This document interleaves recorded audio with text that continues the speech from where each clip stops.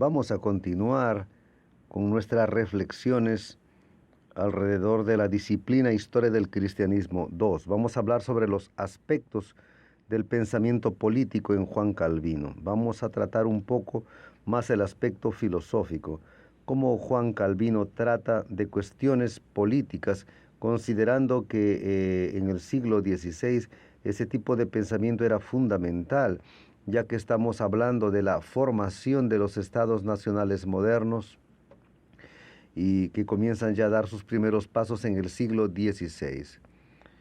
Juan Calvino y todo el movimiento protestante estaban insertados en ese proceso. ¿Cuál es la relación entre iglesia y Estado, que muchos llaman de la cruz y la espada?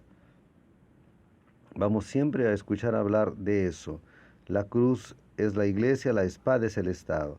Lo que era claro para los protestantes de una manera general y para Calvino en particular es que era necesario limitar los campos de actuación de la iglesia y del Estado hasta por causa también de otro modelo de Estado que ya existía desde la Edad Media, que eran los imperios cristianos, donde el papel de la iglesia y el Estado se confundían.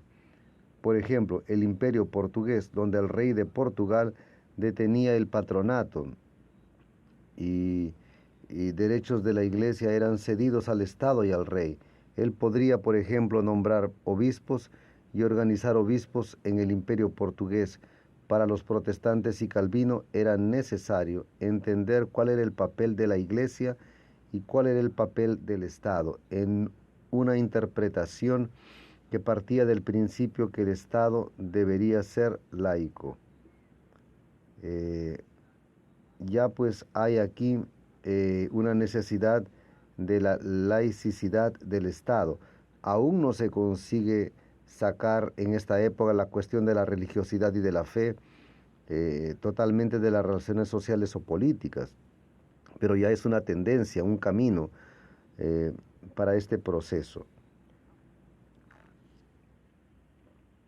El principio básico de las teorías de Calvino parte de la idea del derecho natural, o sea, que existe un derecho natural que está más allá del hombre y que viene de Dios. Todo orden y toda organización civil viene de Dios. Es interesante que esta no es una visión solo de Calvino o de los protestantes. Cuando estudiamos a los dominicanos y a los jesuitas que vienen a colonizar América, ellos también están partiendo del principio del derecho natural para poder aceptar las organizaciones políticas que existían en América, por ejemplo. Toda organización civil, ella de alguna forma proviene de Dios a partir de lo que llamamos de derecho natural. Lo que es importante a partir de la presencia de la iglesia, no es que la iglesia va a asumir el Estado, sino que los miembros de la iglesia participarán de la organización del Estado. Es necesario, la necesidad de la reestructuración de las bases que definen la organización del Estado. Pero todo tiene un origen en el derecho natural. Hay desvíos que la iglesia, que los cristianos en aquellas regiones donde predomina el cristianismo tienen que corregir y reestructurar, en especial cuando hablamos de Europa, en estados que tienen una base imperial o una base medieval, o donde el Estado y la Iglesia se mezclan mucho, en especial donde estaba la Iglesia católica, donde había mucha interferencia de la Iglesia en el Estado o del Estado en la Iglesia, especialmente en ciertas localidades de Europa. Esa reestructuración se vuelve fundamental. Estamos pues hablando del momento inicial de la formación de estados nacionales, que solo van a tener su conclusión en el siglo XIX o XX. Hay pues una oposición de dos modelos de estados. Los estados nacionales en formación versus los imperios cristianos en crisis. Dos grandes imperios, en este caso el imperio portugués y el español, los cuales estaban enfrentando una crisis política y económica por causa de la reformulación y el nacimiento de los estados nacionales. El Estado, partiendo de la idea de Estado natural, El Estado sería una consecuencia de la caída y del distanciamiento del hombre de Dios. Como el ser humano cayó, era necesario que el hombre se organice para sobrevivir y establecer sus relaciones, ya que había un distanciamiento con Dios y ya no estaba tan presente Dios como cuando en el paraíso. La relación en el paraíso era mucho más próxima. Hay un distanciamiento por causa de la caída y he aquí la importancia del Estado. El Estado sería una necesidad humana para que pueda haber una organización en sociedad. Por eso se habla de un derecho natural que viene de Dios, pero que es una necesidad humana. Por eso que toda organización del Estado viene de Dios, porque es necesario que el Estado se organice para que el ser humano pueda sobrevivir. Si no, los seres humanos no conseguirían sobrevivir sin una organización civil. O sea, el origen de las relaciones políticas están en Dios en la base. No importa de qué estado estemos hablando, al fin de alcanzar los propósitos de contener el mal en la sociedad. Claro que el Estado donde hay principios cristianos, personas cristianas en la base de ese Estado, organizando ese Estado, sería entonces en ese caso más fácil controlar el mal partiendo de los principios de Dios. He aquí la importancia de los cristianos y de la iglesia estar actuando junto al Estado sin confundirse con el Estado, partiendo de los principios protestantes, en especial de Calvino. O sea, existe una ley natural, pero existe también que viene de Dios, pero es necesario que el ser humano organice ese Estado buscando la buena ley. ¿Y dónde está la buena ley?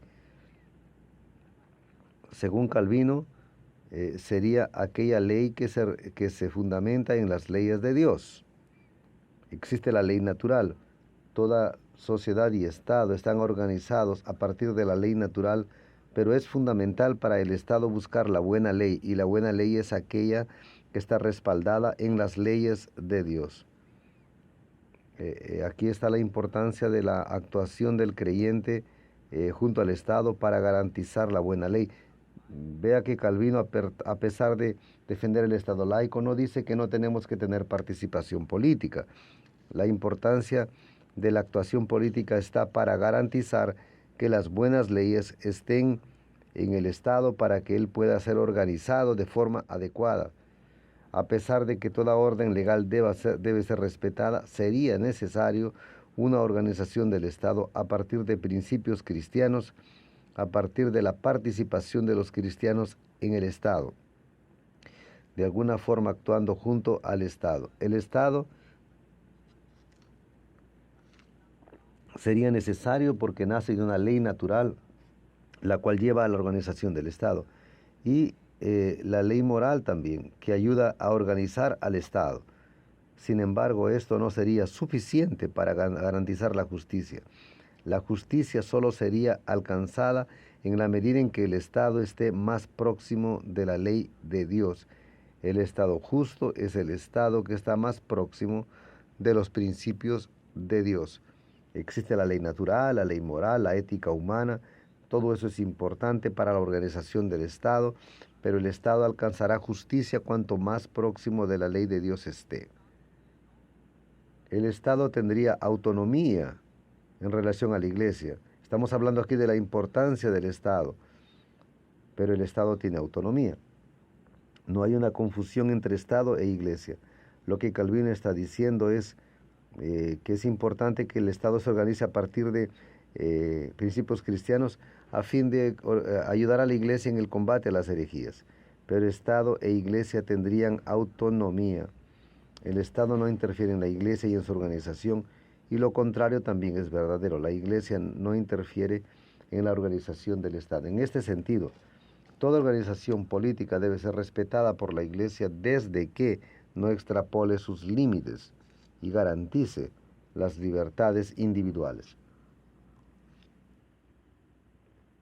Si el Estado no interfiere en los límites de la Iglesia y garantiza las libertades individuales, la Iglesia y los cristianos no deben oponerse al Estado. Y también los cristianos no deben seguir a un Estado que se opone a las leyes de Dios.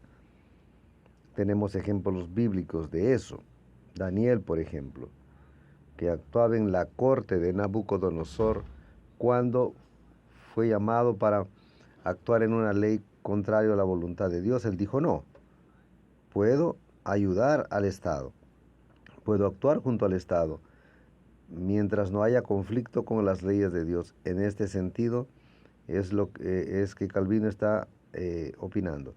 Ningún gobierno puede obligar a un cristiano a tomar posición contra la ley de Dios. En determinado momento hubo una norma de Nabucodonosor diciendo que todos deberían postrarse ante el emperador, ante el rey. Daniel dijo, no, eso va contra los principios de Dios, contra la ley de Dios. Entonces no debemos aceptar toda normativa de forma indiscriminada, sino aquellas normas o leyes que nos dirigen y que posibilitan que podamos estar en armonía con la ley de Dios. No estamos diciendo que los cristianos se transformen en personas contrarias al Estado y que hagamos una revolución, sino actuar al lado del Estado para que las normas estén en armonía con la ley de Dios. He ahí la importancia de hoy en el voto, la participación política, en movimientos, en consejos, en elegir presidentes, alcaldes, que estén en armonía con los principios cristianos para que no tengamos problemas y no haya contradicciones con los principios cristianos. En este sentido es que está siendo colocada esta reflexión. Los cristianos tendrían la responsabilidad de preservar el Estado y sus instituciones.